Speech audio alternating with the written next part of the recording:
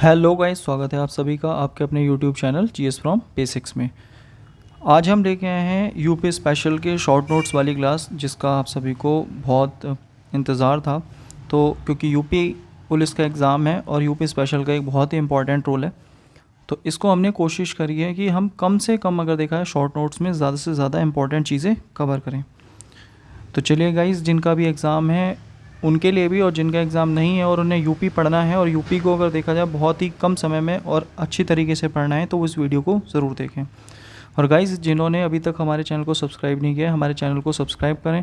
और अगर आपको हमारी ये जो शॉर्ट नोट्स वाली वीडियो अगर अच्छी लग रही हैं तो प्लीज़ इन्हें लाइक करें, कमेंट करें, शेयर करें और ज़्यादा से ज़्यादा इन्हें शेयर करें।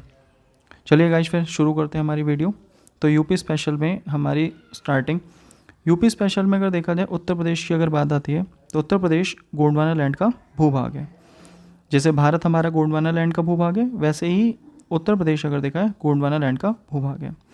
अगर हम बात करें क्षेत्रफल की, तो इसका क्षेत्रफल 2,40,928 वर्ग किलोमीटर है, जो कि भारत का लगभग 7.33% है। जनसंख्या के मामले में यूपी पहले स्थान पर है और क्षेत्रफल के मामले में अगर देखा जाए तो चौथे स्थान पर है, क्योंकि क्षेत्रफल में राजस्थान सबसे बड़ा है, दूसरे नंबर पर मध्य प्रदेश है और तीसरे नंबर पर महाराष्ट्र है और चौथे पर अगर देखा जाए हमारा यूपी आता है। अक्षांशीय विस्तार और देशांतरीय विस्तार की अगर हम बात करें कि यानी हमारा अगर देखा जाए इस प्रकार से यूपी अगर है तो इधर अक्षांशीय विस्तार और इधर हमारा देशांतरीय विस्तार। तो अक्षांशीय विस्तार 23 डिग्री 52 मिनट से 31 डिग्री 28 मिनट उत्तरी अक्षांश के मध्य है। देशांतरीय विस्तार 77 डिग्री पूर्व से अगर देखा है 84 डिग्री 39 मिनट पूर्वी देशांतर के मध्य है। प्रदेश की सीमा केंद्र शासित प्रदेश दिल्ली सहित कुल 9 राज्यों या केंद्र शासित प्रदेश से लगी हुई है, जिसमें हमारे 8 राज्य हैं और एक केंद्र शासित राज्य दिल्ली है। इसी में उत्तर प्रदेश की सीमा स्पर्श करने वाले राज्य कौन कौन से हैं? हिमाचल, हरियाणा, राजस्थान, मध्य प्रदेश, छत्तीसगढ़, झारखंड, बिहार, उत्तराखंड और एकमात्र केंद्र शासित प्रदेश दिल्ली। और दिल्ली की सीमा गाजियाबाद और गौतम बुद्ध नगर या आप कह सकते हैं नोएडा से भी लगती है। सबसे लंबी सीमा मध्य प्रदेश से लगती है और सबसे कम सीमा हिमाचल प्रदेश से लगती है, जो कि सहारनपुर से लगती है। उत्तर प्रदेश के 11 जिलों को स्पर्श करने वाला एकमात्र राज्य हमारा कौन सा है? मध्य प्रदेश है। सर्वाधिक 4 प्रदेशों को स्पर्श करने वाला एकमात्र जिला सोनभद्र है। जो उत्तर प्रदेश की अगर देखा है पीछे वाली जो हमारी टांग है, तो यही हमारा अगर देखा जाए तो ये हमारा सोनभद्र, और ये हमारा इधर मध्य प्रदेश और इधर बिहार। बिहार से कट के बन गया आपका झारखंड और मध्य प्रदेश से कट के बन गया छत्तीसगढ़। तो इस तरह से ये 4 राज्य हो गए। उत्तर प्रदेश की सीमा को स्पर्श करने वाला एकमात्र विदेशी राष्ट्र ये नेपाल है। और नेपाल से अगर देखा 7 जिले लगते हैं पूर्व से पश्चिम के क्रम में: महाराजगंज, सिद्धार्थनगर, बलरामपुर, श्रावस्ती, बहराइच, लखीमपुर, पीलीभीत। तो ये हमारा अगर देखा जाए पश्चिम से अगर देखा जाए पूर्व। अब या तो ये पूछ सकता है पूर्व से पश्चिम या फिर पश्चिम से पूर्व। फिलहाल यहाँ जो क्रम लिखा है वो लिखा है पूर्व से पश्चिम का, यानी इस साइड से महाराजगंज से शुरुआत हुई है। नेक्स्ट, इसी में आगे हम देखते हैं सबसे कम जिलों को स्पर्श करने वाला जिला ललितपुर। मध्य प्रदेश से 3 तरफ से घिरा हुआ जिला ललितपुर। पूर्व से पश्चिम तक लंबाई 650 किलोमीटर जो प्रदेश की हमारी लंबाई है, यानी लंबाई और चौड़ाई की अगर हम बात करें तो पूरब से पश्चिम 650 और अगर देखा उत्तर से दक्षिण लगभग 240 किलोमीटर की चौड़ाई है। वर्तमान भौगोलिक स्वरूप इसे 9 नवंबर 2000 को प्राप्त हुआ, जब इससे उत्तराखंड अलग हुआ, और इसका स्थापना दिवस हमारा है 24 जनवरी को। सर्वाधिक क्षेत्रफल वाले 4 जिले सबसे बड़ा लखीमपुर, सोनभद्र, हरदोई, सीतापुर। सबसे कम क्षेत्रफल वाले 4 जिले, सबसे छोटा हापुड़, उससे बड़ा भदोई, उससे बड़ा गाजियाबाद और उससे बड़ा शामली। तो यहाँ आप 2 याद रखना, लखीमपुर और हापुड़, सबसे बड़ा और सबसे छोटा। प्रदेश का सबसे पूर्वी और सबसे पश्चिमी जिला अगर कोई है तो वो है बलिया और शामली। सबसे उत्तरी एवं सबसे दक्षिणी है सहारनपुर और सोनभद्र। राष्ट्रीय राजधानी क्षेत्र में शामिल उत्तर प्रदेश के 8 जिले, तो जो हमारा एनसीआर है, एनसीआर में कौन कौन से लगते हैं? गाजियाबाद, हापुड़, मेरठ, गौतम बुद्ध नगर, बुलंदशहर, मुजफ्फरनगर, शामली और बागपत। तो ये नाम आपको याद रखने हैं। बुंदेलखंड में घास मिलती है जिसको बोलते हैं चलास, और यहीं पर शंकु आकार के टीले भी पाए जाते हैं बुंदेलखंड, स्पेशली झांसी वाले क्षेत्र में। उत्तर प्रदेश की जलवायु 9 कृषि जलवायु प्रदेशों में बांटी गई है। गर्मी की अगर हम बात करें तो सबसे ज़्यादा गर्मी झांसी में और आगरा में पड़ती है और सबसे कम बरेली में। वर्षा की अगर हम बात करें तो वर्षा अगर देखा जाए सबसे ज़्यादा गोरखपुर और सबसे कम मथुरा में। उत्तर प्रदेश की कुछ मृदा हैं और उनके कुछ स्थानीय नाम हैं। खादर, खादर अगर देखा जाए नवीन जलोढ़ मृदा जिसे कछारी मृदा भी कहते हैं। बांगर, बांगर अगर देखा जाए पुरानी जलोढ़ मृदा। ऊसर, ऊसर को हमारा रेह, बंजर, कल्लर या लवणीय या क्षारीय उत्फुलन भी बोलते हैं। काली मृदा रैगुर, कपासी या इसके अन्य नाम भी होते हैं। चरनोज़म या इसके अलावा स्वतः जुताई वाली काली कपासी, रैगुर, चरनोज़म या स्वतः जुताई वाली या ट्रॉपिकल ब्लैक अर्थ भी इसे कहते हैं। सबसे ज़्यादा लवणीय और क्षारीय मृदा रायबरेली में मिलती है। सबसे ज़्यादा बंजर भूमि झांसी में है। सबसे ज़्यादा वायु अपर्दन से प्रभावित आगरा और मथुरा है। उत्तर प्रदेश की अगर हम नदियों की बात करें तो नदियों में ये कुछ एक ही मैप में हम समझ लेंगे कि उत्तर प्रदेश की नदियों में क्या है। तो उत्तर प्रदेश में एक ही हमारी मेन नदी है गंगा नदी, और गंगा को गंगा नाम कहाँ से मिला है? देवप्रयाग से मिला है। और देवप्रयाग में जब भागीरथी और अलकनंदा मिलती हैं तब दोनों अगर देखा जाए बनती है हमारी गंगा नदी। उससे पहले हमारा अगर देखा जाए गंगा नदी जो एंटर होती है यूपी में, तो यूपी में जो एंटर होती है वो एंटर होती है आपकी बिजनौर से। और अगर बात आती है एग्ज़िट जो होती है वो अगर देखा जाए एग्ज़िट हमारी कहाँ से होती है? ये होती है बलिया से। अब गंगा की अगर बात आती है तो संतोपथ हिमानी से निकली अलकनंदा, ये विष्णु प्रयाग में धौली गंगा से मिलती है। नंद प्रयाग में नंदगंगा से मिलती है। कर्ण प्रयाग में पिंडार से मिलती है। रुद्रप्रयाग में मंदाकिनी से मिलती है जो केदारनाथ से आ रही है। देव प्रयाग में फाइनली अलकनंदा जो भागीरथी आ रही है गौमुख गंगोत्री से, उससे मिलने के बाद ये बन जाती है गंगा। और बिजनौर में फिर ये एंटर होती है यूपी में, और भागीरथी की एक सहायक नदी है तेलंगाना। इसके बाद आगे हम पहुंचते हैं कन्नौज। कन्नौज में रामगंगा मिलती है जो कि दूधा टोली पौड़ी गढ़वाल से आती है। और रामगंगा के किनारे अगर देखा जाए मुरादाबाद है जो पीतल नगरी के लिए काफ़ी ज़्यादा फेमस है। उसके बाद हमारा अगर देखा जाए प्रयागराज, प्रयागराज में हमारा अगर देखा जाए तो प्रयागराज में यमुना नदी मिलती है जो कि गंगा की सबसे बड़ी सहायक नदी है और सबसे बड़ा अगर देखा जाए आर्क भी बनाती है, या आप इसे कह सकते हैं बृहद चाप। यमुनोत्री के बंदरपूंछ, जो बंदरपूंछ का यमुनोत्री ग्लेशियर है वहाँ से निकलती है यमुना, और हिमालय से आने वाली टोन्स यमुना की सहायक है। हिंडन भी यमुना की सहायक है। चंबल नदी जो कि जनापाव पहाड़ी से आती है मध्य प्रदेश के महू जिले से, तो ये इटावा में मिल जाती है यमुना से। उसके बाद मालवा के पठार से सिंध नदी आती है और औरैया में यमुना से मिल जाती है। बेतवा या बेतरवती जो मध्य प्रदेश के कुमारा गांव रायसेन से आती है, ये हमीरपुर में यमुना से मिलती है। और बांदा में केन या कर्णवती जो कैमूर की पहाड़ियों से आ रही है वो मिल जाती है। तो इस तरह से अगर देखा जाए यमुना और यमुना की सहायक नदियाँ, और ये सारी नदियाँ गंगा को लाकर पानी देती हैं। अब देखिए टोन्स दो हैं, एक टोन्स यहाँ लिखी है जो प्रायद्वीपीय पठार की टोन्स है, और एक टोन्स यहाँ पर है। ये जो टोन्स है ये है हिमालय की टोन्स, और इधर वाली जो टोन्स है ये है प्रायद्वीप पठार की टोन्स। तो दोनों टोन्स में फ़र्क है। आगे आएंगे तो अमरकंटक यानी प्रायद्वीपीय पठार अमरकंटक के तमसा कुंड से टोंस नदी निकलती है और गंगा में मिलती है। उसके बाद इधर आएंगे तो फुल्लर झील जो पीलीभीत की है, गोमत ताल वहाँ से एक नदी आती है गोमती, और ये गाजीपुर में गंगा से मिल जाती है। गोमती की दो सहायक नदियाँ सई, सई के किनारे प्रतापगढ़ है, और कुकरैल नदी के किनारे इस समय आपने सुना होगा प्रदेश में नाइट सफारी बनने वाला है, और कुकरैल वन जो है वो हमारा लखनऊ में है। उसके आगे हम चलते हैं छपरा बिहार में। तो बिहार में अगर देखा है घाघरा नदी मिलती है, घाघरा को ही सरयू बोलते हैं। और अगर बात आती है घाघरा या सरयू की, एक सहायक नदी है राप्ती जो रुकुमकोट से आ रही है। घाघरा दो नदियां हैं, एक है शारदा और एक घाघरा। ये दोनों नेपाल से आ रही हैं क्योंकि नेपाल इधर पड़ता है, और नेपाल में मिलाप ग्लेशियर से काली नदी आती है और मापचाचुंग ग्लेशियर से करनाली आती है। जैसे ही ये भारत में एंटर होती हैं वैसे ही काली बन जाती है शारदा, करनाली बन जाती है घाघरा। और आगे अगर देखा जाए घाघरा को ही अयोध्या के किनारे सरयू कहते हैं, और सरयू की सहायक नदी है राप्ती, और राप्ती के किनारे है गोरखपुर। और वर्तमान में उत्तर प्रदेश के सीएम भी हमारे कहाँ के हैं? गोरखपुर के।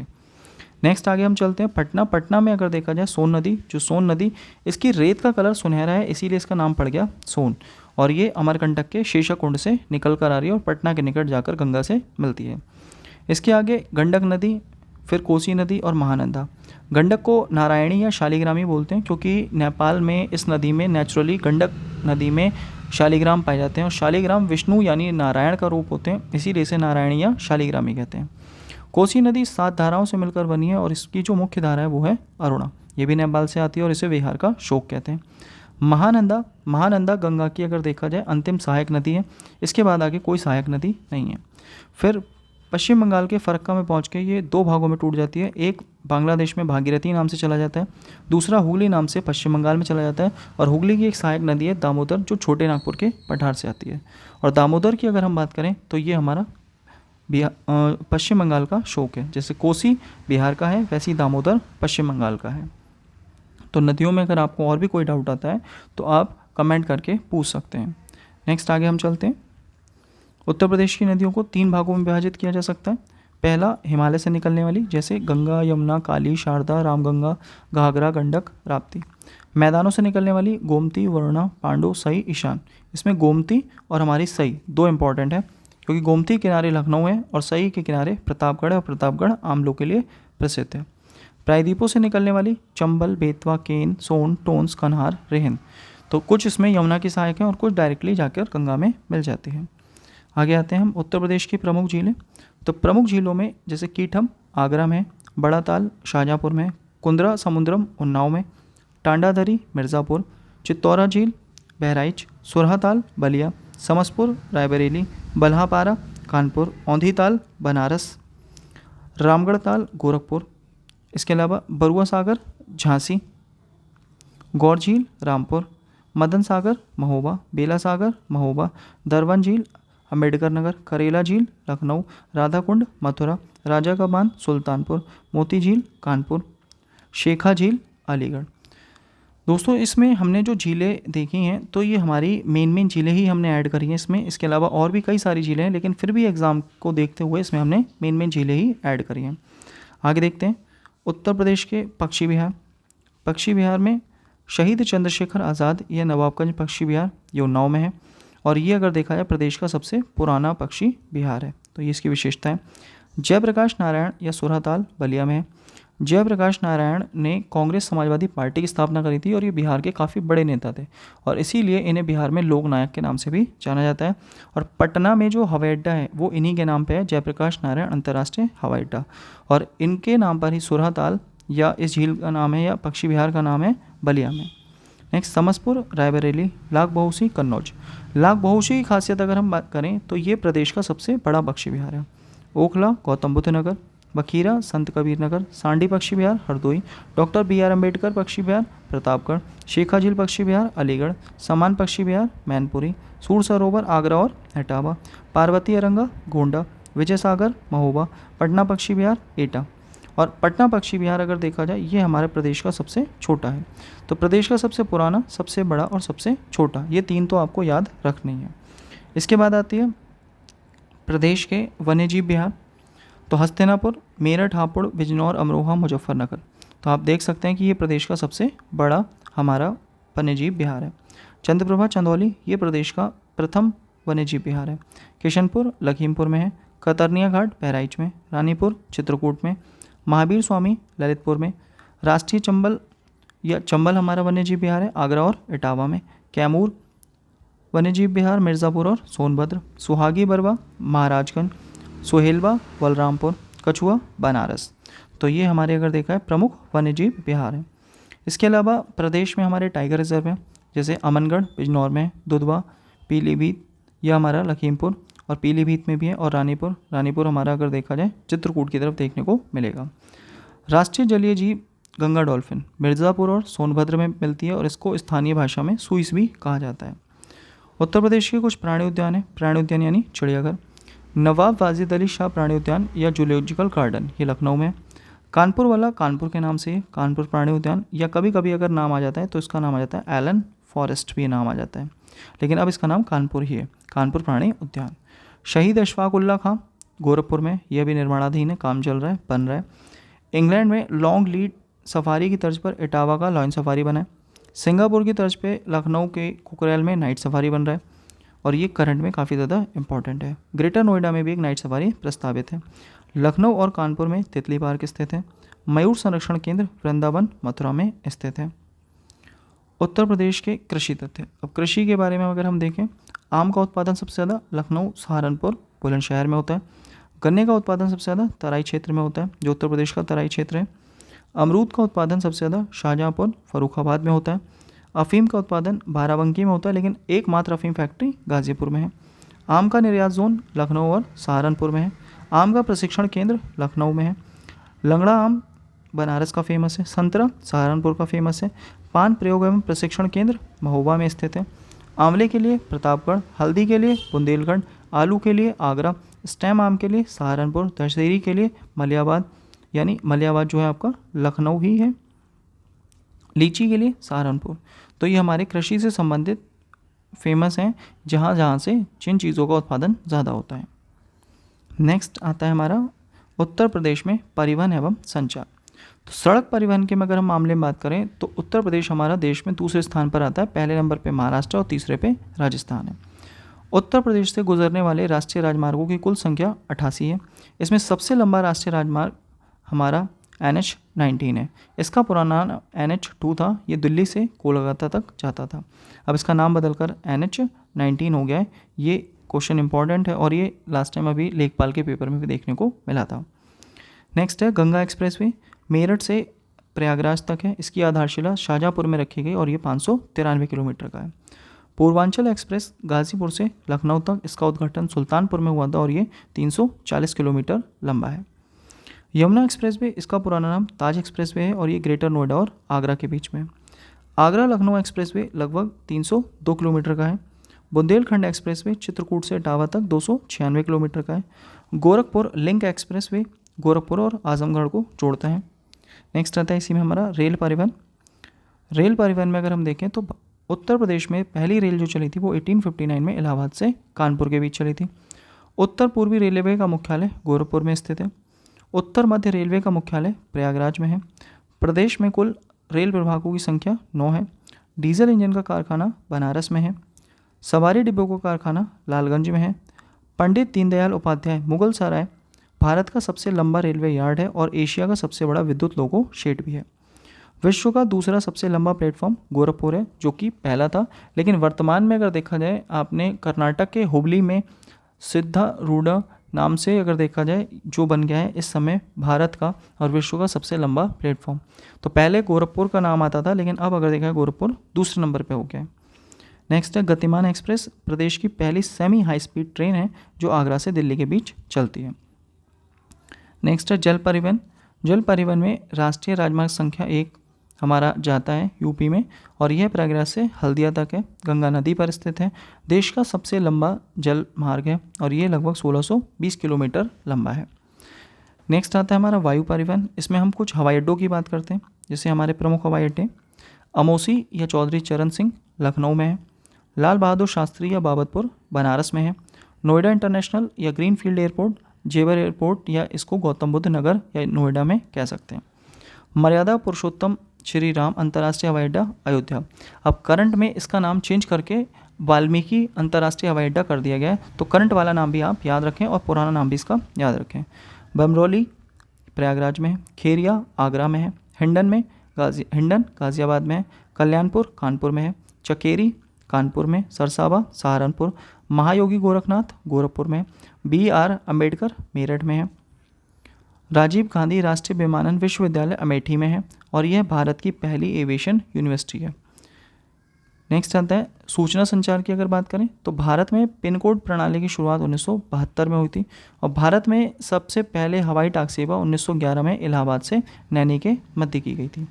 और टेलीग्राफ सेवा की अगर बात करें तो 1854 में आगरा और कलकत्ता के बीच में शुरू हुई थी और उत्तर प्रदेश का सूचना केंद्र लखनऊ में ही स्थित है। अब नेक्स्ट आता है उत्तर प्रदेश के कुछ प्रमुख मेले हैं। तो मेलों से भी इम्पोर्टेंट क्वेश्चन कोई ना कोई आता है हमारा और कुछ इसमें ज़्यादा इम्पोर्टेंट है। गंगा महोत्सव बनारस, होलिका उत्सव मथुरा, कबीर मेला मगहर या उसका नाम हो गया संत कबीर नगर, रामायण मेला चित्रकूट। ये इंपॉर्टेंट है क्योंकि नाम थोड़ा कंफ्यूज करता है। तो रामायण मेला चित्रकूट। सैयद सलार उर्स बहराइच, गढ़मुक्तेश्वर मेला हापुड़, देवा मेला बाराबंकी, मकनपुर मेला बिल्हौर या कानपुर में ही पड़ते हैं। गोला गोकर्णनाथ लखीमपुर खीरी, देवी पाटन बलरामपुर, सोरो मेला कासगंज, बिठूर गंगा कानपुर, त्रिवेणी महोत्सव प्रयागराज, परिक्रमा मेला अयोध्या। ये ध्यान रखना है, कई बार ऑप्शन में मथुरा भी अगर देखा जाए लगाने के लिए होता है, लेकिन मथुरा गलत आंसर है क्योंकि वहाँ पर हम आइडिया लगा लेते हैं गोवर्धन पर्वत से, लेकिन आंसर होता है अयोध्या। काम्पेल उत्सव फरुखाबाद, हरिदास जयंती वृंदावन, बटेश्वर मेला आगरा, नौचंदी मेला मेरठ, आयुर्वेद महोत्सव झांसी, ढाईघाट मेला शाहजहाँपुर, कालिंजर मेला बांदा, कैलाश मेला आगरा, लठ मारहोली बरसाना, रामनगरिया मेला फरुखाबाद, शंकी रामपुर मेला फरुखाबाद, खिचड़ी मेला गोरखपुर, रामनवमी मेला Ayodhya, water sports festival Prayagraj, Shakambari Devi Saharanpur, Govind Sahab Ambedkar नगर, राम बारात, ये भी आपको याद रखना है, राम बारात आगरा में, बेरिया घाट मेला हरदोई में। प्रदेश में सबसे ज़्यादा मेले अगर कहीं लगते हैं तो मथुरा में, और सबसे कम अगर मेले लगते हैं पीलीभीत में। हिंदू मुस्लिम एकता का एक त्यौहार है सुलहकुल उत्सव, आगरा में मनाया जाता है और अकबर के द्वारा इसको शुरू किया गया था। ददरी में पशु मेला लगता है, ये बलिया में स्थित है और ये अगर देखा जाए यूपी का सबसे बड़ा पशु मेला है। उत्तर प्रदेश के प्रमुख लोक नृत्य में चरकुला, चरकुला में ब्रजभूमि में होता है और इस पर सिर पर महिलाएं कई घड़ों को रखकर नृत्य करती हैं, तो ये काफ़ी ज़्यादा पूछा जाता है, इंपॉर्टेंट है। पाई डंडा, तो पाई डंडा बुंदेलखंड में अहीरों द्वारा किया जाता है। राई, बुंदेलखंड में महिलाओं का मयूर नृत्य होता है जो जन्माष्टमी के समय पर करती हैं।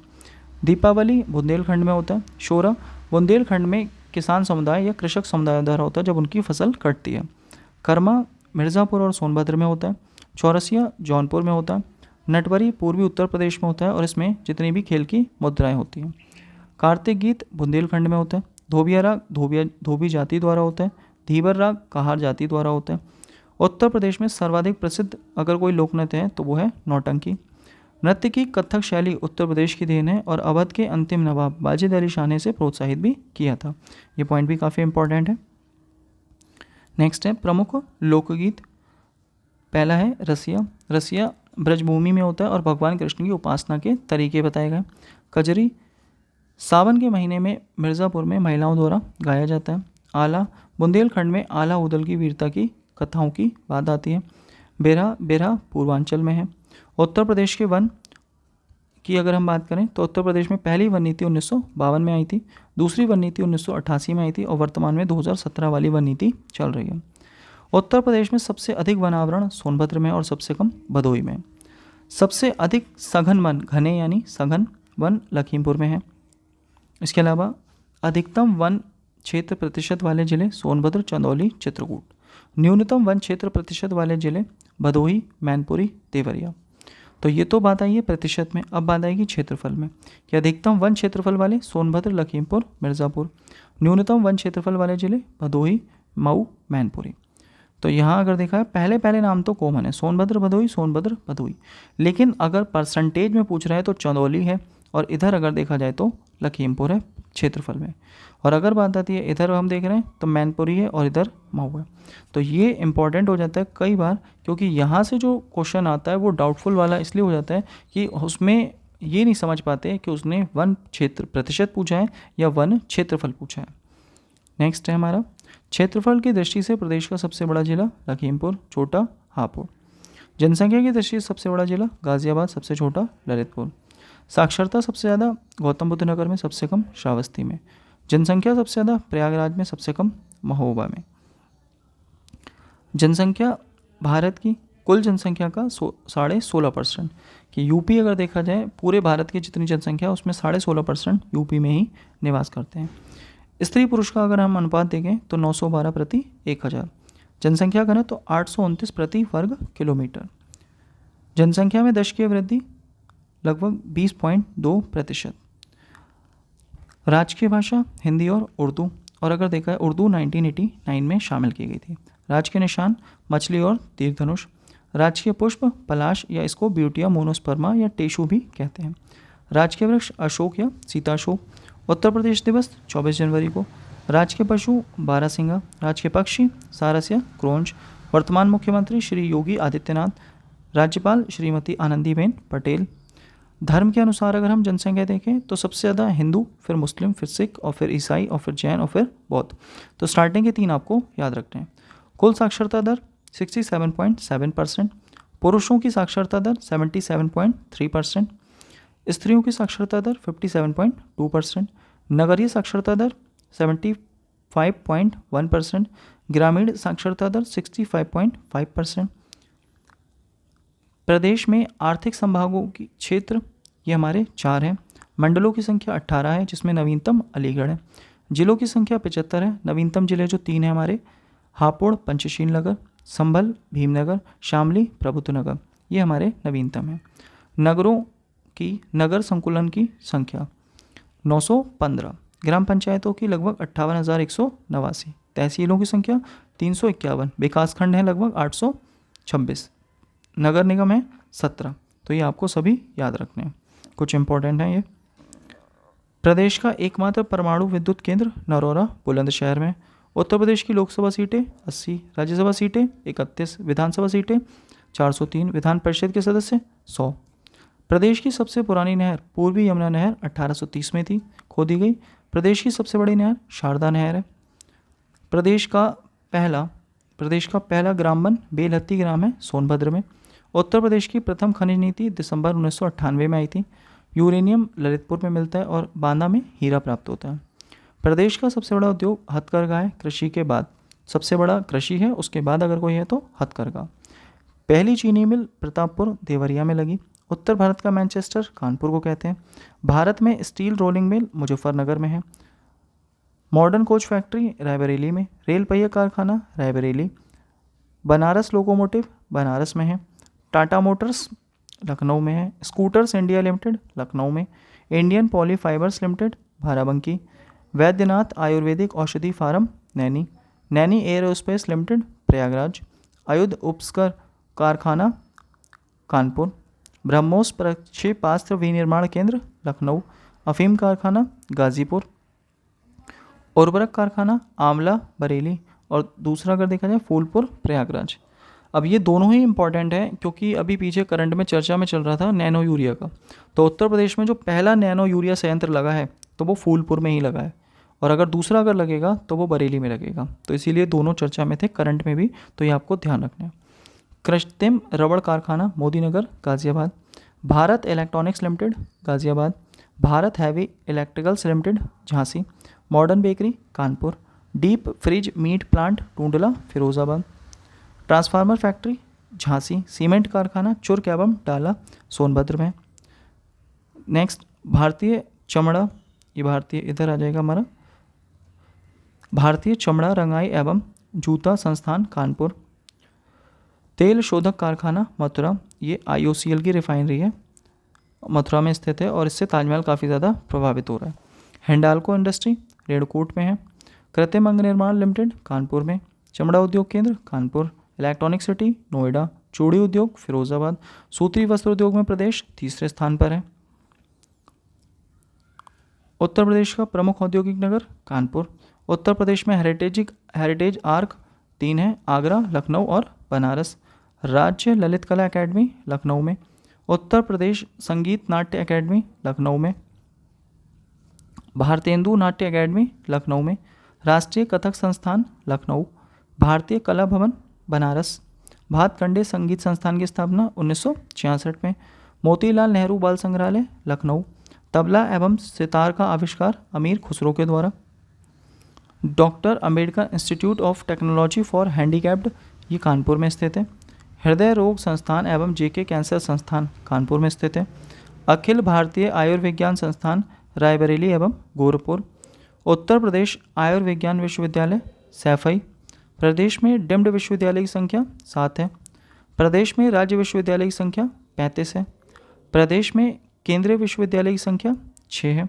तो विश्वविद्यालय हमारे अलग अलग हैं, कई बार यहाँ से भी संख्या आ जाती है।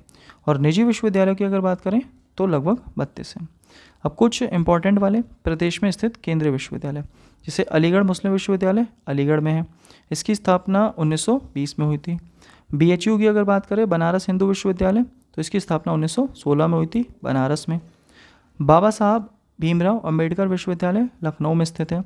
इलाहाबाद विश्वविद्यालय प्रयागराज में है। राजीव गांधी राष्ट्रीय विमानन विश्वविद्यालय रायबरेली, जिसे अभी हमने पीछे देखा था कि ये हमारे देश की पहली अगर देखा जाए विमानन यूनिवर्सिटी थी। रानी लक्ष्मीबाई केंद्रीय कृषि विश्वविद्यालय झांसी में है। मेजर ध्यानचंद क्रीडा विश्वविद्यालय मेरठ में है। उत्तर प्रदेश का पुलिस और फॉरेंसिक साइंस विश्वविद्यालय लखनऊ में है। राजा महेंद्र प्रताप सिंह राज्य विश्वविद्यालय अलीगढ़ में स्थित है। महाराजा सुहेल देव राज्य विश्वविद्यालय आजमगढ़ में है। इसके अलावा हमारे कुछ अन्य शोध संस्थान हैं।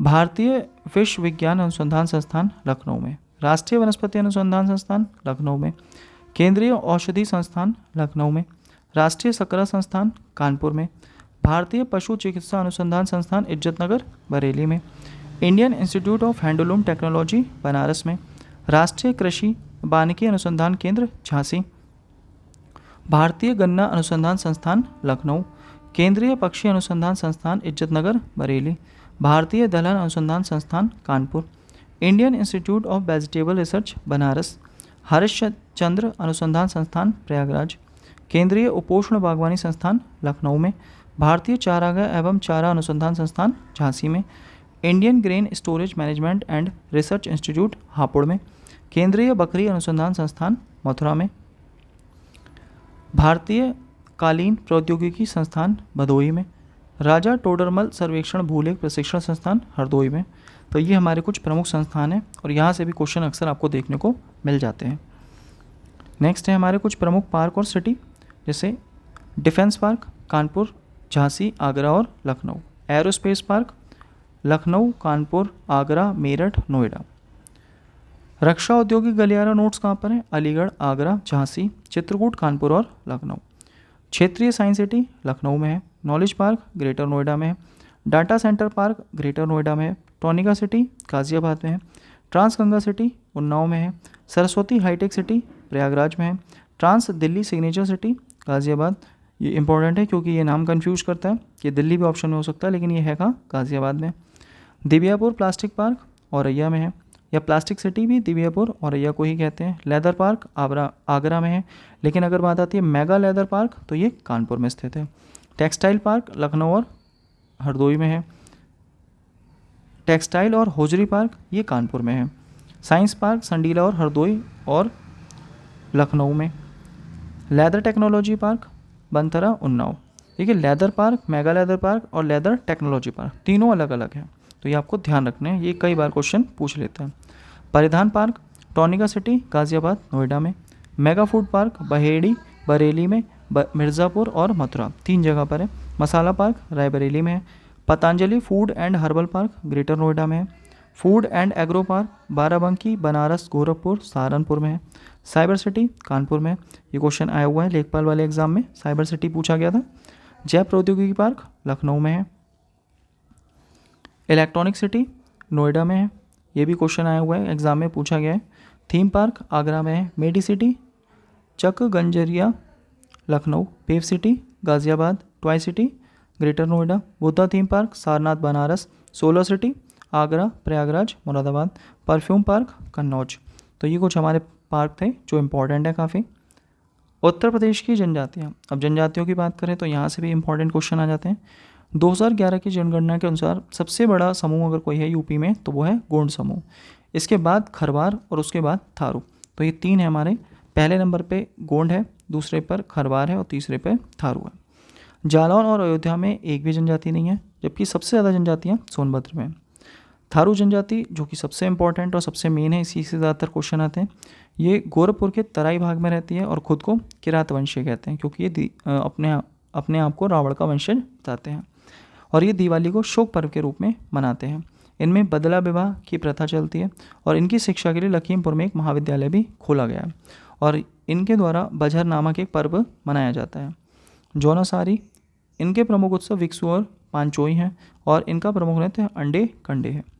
बुक्सा या भोक्सा, ये मुख्यतः बिजनौर में है और ये खुद को पटवा राजपूत घराने की बताती है। इसमें सामाजिक स्तरीकरण है। इसमें सर्वोच्च व्यक्ति तखत कहलाता है और अगर बात आती है ये चामुंडा देवी की पूजा करते हैं। माहीगीर बिजनौर की जनजाति है। इसका मुख्य काम मछली पकड़ना है और ये इस्लाम को मानते हैं। खरवार का प्रमुख नृत्य कर्मा है। नेक्स्ट आगे हम आते हैं उत्तर प्रदेश की प्रमुख जल विद्युत परियोजनाएं, जैसे खारा परियोजना है आसन नदी पर है सहारनपुर में। माता टीला बांध है बेतवा नदी पर ललितपुर में।